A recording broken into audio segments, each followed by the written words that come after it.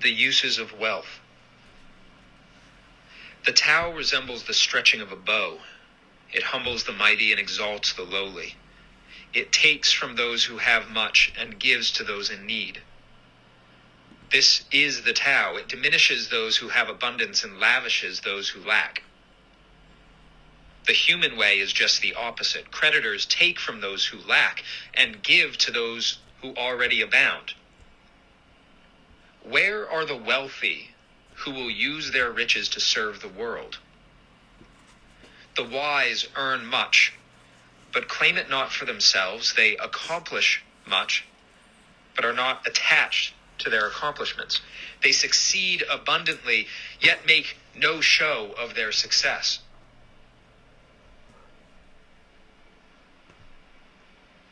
In this chapter 77 of the Tao Te Ching, we are reminded of the role of a servant leader.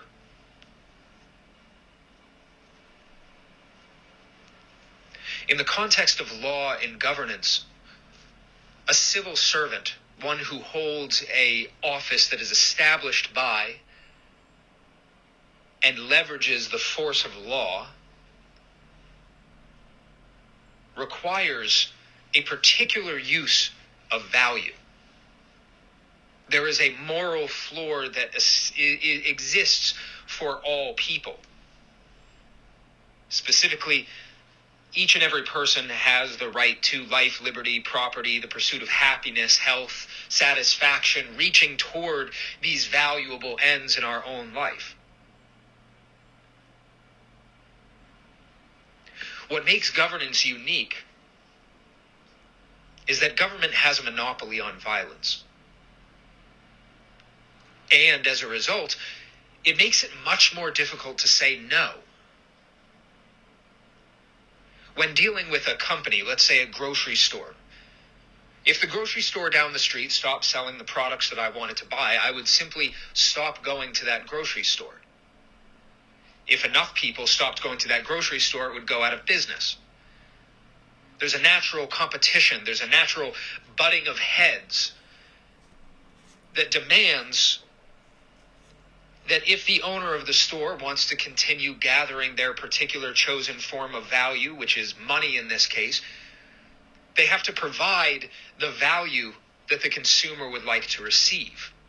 And the consumer is at any point free to say no to buying that product, and the store owner is at any point free to say no and to stop selling anything that they would like. Both of those actions have consequences. Maybe you have to drive a little bit further to get to the other grocery store. Maybe you have to pay a few dollars more while there's a period of adjustment. This is also an opportunity for a new store to open. Without limitations in a free market, another store could open that offers what neither of the other two stores ever did. This is drastically different than dealing with government. It's not possible to simply say no. There are many more steps to getting there, whether that's the use of law, elections, campaigning.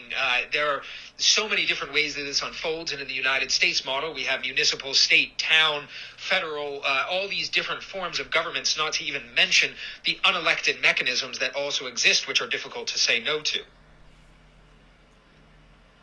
Here is why restrictions on government are entirely different from restrictions on people, from private ownership.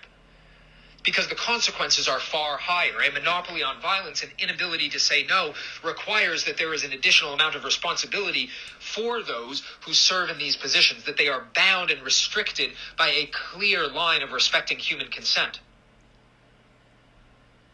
A store owner who says, I'm not going to serve black people, would be run out of business, and rightfully so.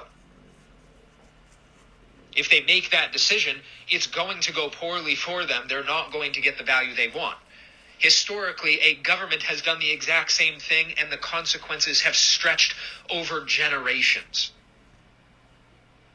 We have an opportunity in 2023 to recognize the wisdom in this chapter 77 and do something about it.